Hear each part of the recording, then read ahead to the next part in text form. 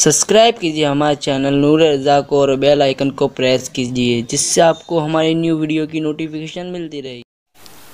ایک چیز اور ذہن کے اندر رکھیں، ہمارے یہاں ایک سسٹم اور بھی ہے افطار کے سلسلے میں، اور وہ یہ ہے کہ دعا میں اتنے مصروف ہو جاتے ہیں. وہ ہوتا ہے نا افطار کے وقت دعا قبول ہوتی ہے، تو اذان بھی ہو رہی ہے، ٹائم بھی ہو گیا افطار کا، لیکن بندہ جو وہ دعا میں لگا ہوا ہے، لوٹ لو جتنا لوٹ سکتے ہو.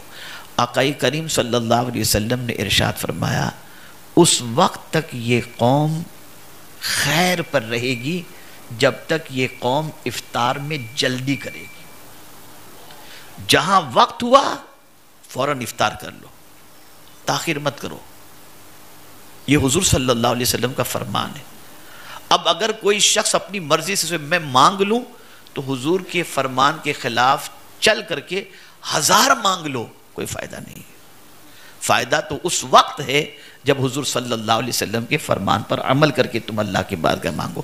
اسی طریقے سے جو افطار کے بعد جو دعا ہے اللہم لک صمت و بک آمنت و علیک توکلت و علی رزقک افطرت، یہ ماضی کا صیغہ ہے. پہلے کھا لو پھر یہ دعا پڑھو. افطار کرنے کے بعد یہ دعا پڑھنی چاہیے. اور وہ جو ہم دعائیں کرتے ہیں وہ ٹھیک ہے افطار سے پہلے آپ کریں جتنا مانگنا چاہیں، لیکن افطار کے بعد کی دعا حدیث شریف کے اندر یہ آئی ہوئی ہے، یہ افطار کے بعد کرنا چاہیے. اسی کے ساتھ ساتھ میرے پیارے آقا صلی اللہ تعالی علیہ وسلم کے پیارے دیوانوں، تر کھجور سے افطار کرنا، رطب، یہ سرکار صلی اللہ علیہ وسلم کی سنت ہے. وہ نہ ملے تو سوکھی کھجور، وہ نہ ملے تو پانی سے افطار کرنا، یہ میرے آقا صلی اللہ تعالی علیہ وسلم کی سنت مبارکہ ہے.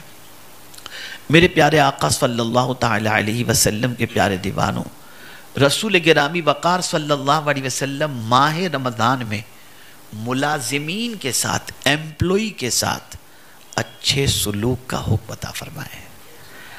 اور جو شخص روزے دار کو، یعنی روزے دار ہم اپنے ملازم کو راحت عطا کرے، اسے بھی آرام کا موقع عطا کرے، اس پر حضرت اسماعیل علیہ السلام کے غلام آزاد کرنے کا ثواب اللہ عطا فرماتا ہے. ہمارا حال تو یہ کہ ہم 12 بجے دکان پر آئیں گے، 2:30 بجے چلے جائیں گے آرام کرنے کے لیے، اور نوکر بیچارہ صبح سے لے کے رات تک لگا ہے. اسے بھی ہم انسان سمجھیں اور اسے بھی راحت پہنچانے کی کوشش کریں کہ اس پر آقا کریم صلی اللہ تعالی علیہ وسلم نے بشارتیں عطا فرمائی ہیں. اسی کے ساتھ ساتھ میرے پیارے آقا صلی اللہ تعالی علیہ وسلم کے پیارے دیوانوں، ایک چیز خاص طور پر ذہن میں رکھنی ہے. آدمی 5 وقت کی نماز پڑھ کر بھی دعا میں چل دیا، لیکن ایک مسلمان بھی مجھے شاید ایسا ملا ہو، ایک مسلمان بھی ایسا نہیں ملا آج تک جو افطار کے وقت ایک دم ڈوب کر دعا نہ کرتا ہو.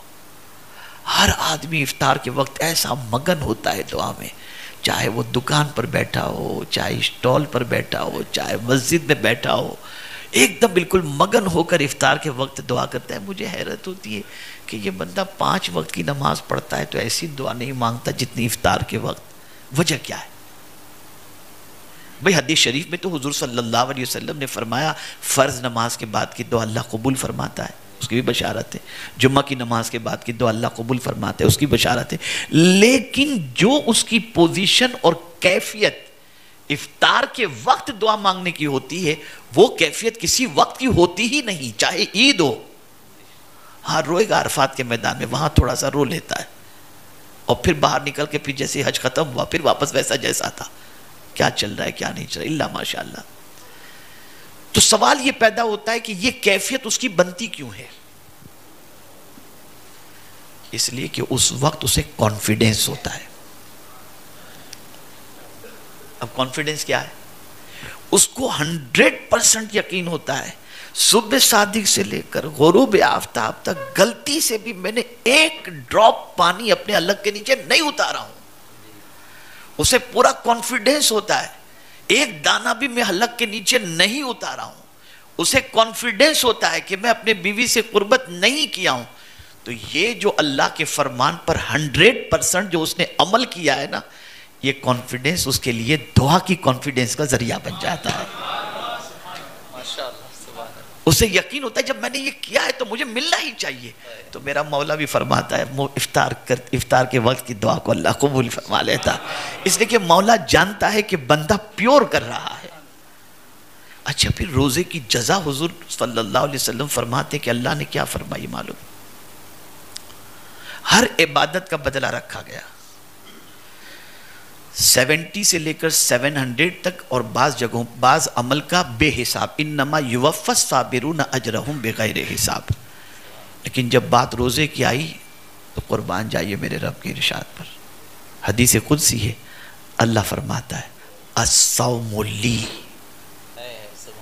روزہ میرے لیے ہے، وَأَنَا أَجْزِي بِهِ، میں ہی اس کا بدلہ دوں گا. اور ایک حدیث میں یہ بھی ہے کہ الصوم لی وَأَنَا أُجْزَ بِهِ، کہ روزے رکھنے والے کو میں مل جاؤں گا.